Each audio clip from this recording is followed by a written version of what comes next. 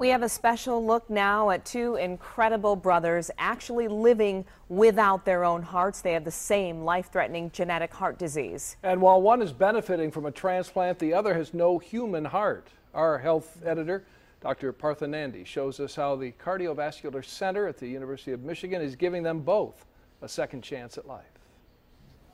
That's right. Two brothers in their early 20s conquering some astounding health problems with incredible resolve. The University of Michigan's Cardiovascular Center says 500,000 people are diagnosed every year with end-stage heart failure. While a transplant is the best treatment, only about 2,000 hearts are available. And that's where artificial hearts come in, keeping patients alive as a bridge to transplantation and transforming people like Stan and Dominique Larkin into living, breathing examples of medical miracles. You remember we used to walk these always, though?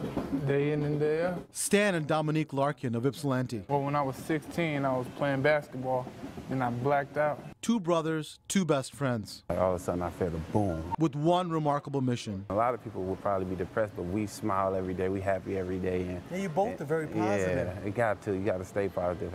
He stay on me, and I stay on him. Dominique is living with a new heart. She's like, I got your heart. I just broke down and cried, and God I called. is good, huh? Yeah, first thing I did was call my brother. Stan's heart, completely artificial. Your heart's going about 135 a minute, huh? But at night when you sleep, can you feel it like boom, boom, boom, boom? Like this? Can you feel it? Sometimes you can, sometimes you can't. Implanted last November. Total artificial heart specifically has the advantage over some of the other mechanical circulatory support devices in that it supports patients with failure on both sides of the heart. Both hearts now beating, thanks to Dr. Jonathan Haft, a cardiac surgeon at the University of Michigan. They both have done very, very well, and we really look forward to transplanting Stan, hopefully in the not-too-distant future. Stan is coping with right ventricular dysplasia, a condition that runs in his family. He sat me down and talked to me. He said, it's a big step.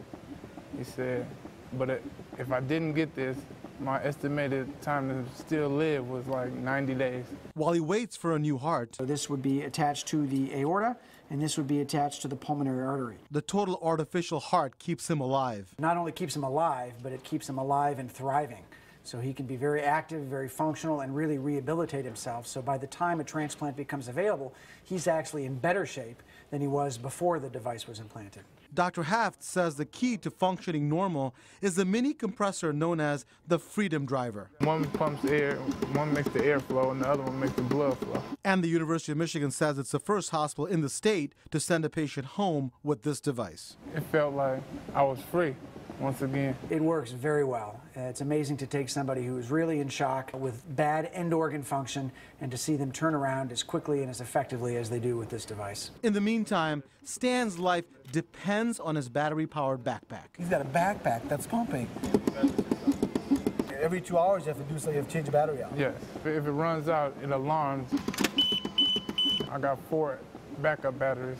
Okay. And I also got a charger, a car charger too. Before the Freedom Driver was developed, Stan and his brother Dominique both spent their days at the University of Michigan's Cardiovascular Center. How did it feel like to have your brother have the same problem that you did? Did that help you? Did that hurt you? How did that make you feel?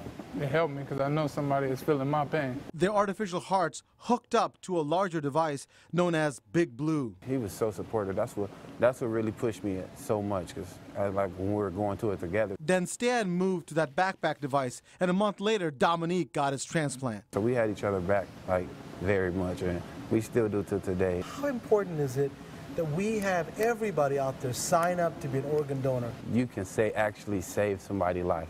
Mine's been saved by a transplant, and I'm so thankful for it. I tell my brother this every day, your day coming, your day coming. I made it.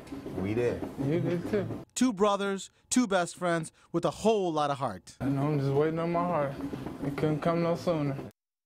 In the meantime, Stan just needs to watch out for clots inside the device and infections that can develop in the drive lines leading to his skin. Dr. Haft says that U of M has implanted 11 total artificial hearts. One other patient besides Stan is also living at home with that device and waiting for a transplant. University of Michigan's Cardiovascular Center is working on other treatments as well.